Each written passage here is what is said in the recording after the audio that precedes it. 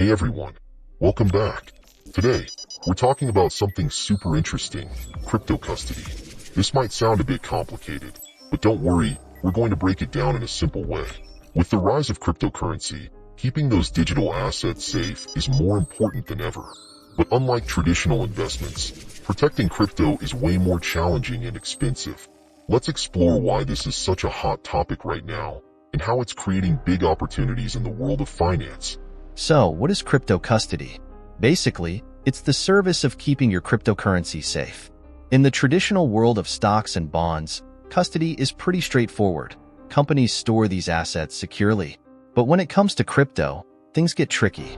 Cryptocurrencies are a favorite target for hackers, which makes securing them much more difficult and expensive.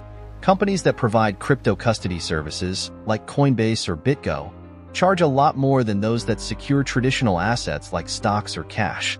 In fact, it can cost up to 10 times more. Why?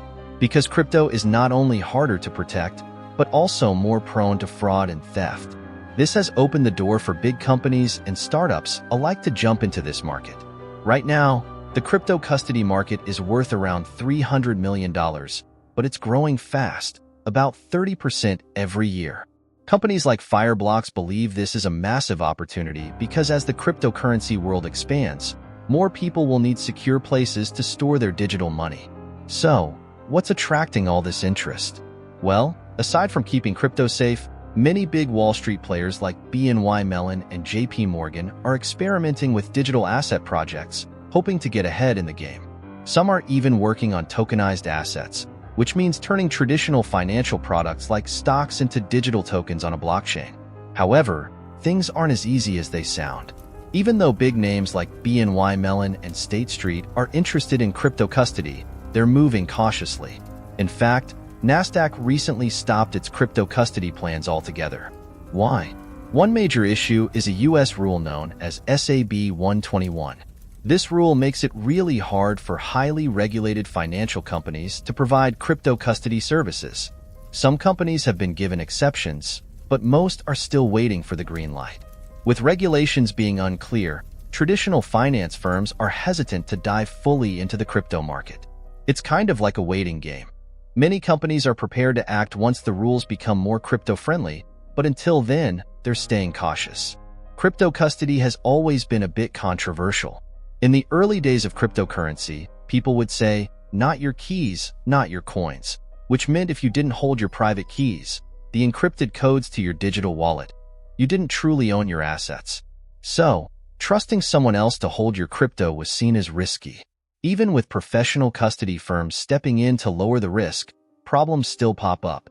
For example, Robinhood and Galois Capital recently got into trouble with US regulators over crypto custody issues. Although Robinhood says it has fixed the problems, it shows how important it is for these firms to get things right. The US Securities and Exchange Commission, SEC, plays a big role in all of this. The SEC recently started giving out exemptions to certain banks, allowing them to bypass SAB 121 and provide crypto custody services. However, this process isn't transparent, and many companies are left waiting to see if they'll get approval. The upcoming US presidential election could also change things. Some believe that if former President Donald Trump returns to office, he might replace the current SEC chair with someone more crypto-friendly. This could make it easier for banks and other financial firms to offer crypto custody services. While US companies are trying to navigate regulations, overseas firms are preparing for potential changes. For example, Copper, a London-based company, is considering expanding into the US market if the regulatory environment becomes more welcoming. They, like many others, are watching closely to see how the rules will evolve. Crypto custody is a big deal not only in the US but around the world. As more countries start regulating cryptocurrencies, companies are adapting and making plans for the future. So, what does the future hold for crypto custody? While there's still a lot of uncertainty, one thing is clear. As cryptocurrencies become more mainstream, the need for secure storage solutions will only grow. Big Wall Street players, startups, and crypto-native companies are all competing to lead this market, and the race is just getting started. With regulations slowly evolving and more companies stepping into the crypto space, it's going to be exciting to see how things unfold.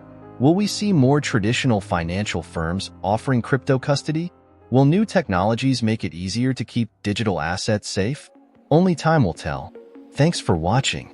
If you found this breakdown helpful, don't forget to like the video and subscribe for more updates on the latest in crypto and finance. Let us know your thoughts in the comments. Do you think crypto custody will become more mainstream? See you in the next video.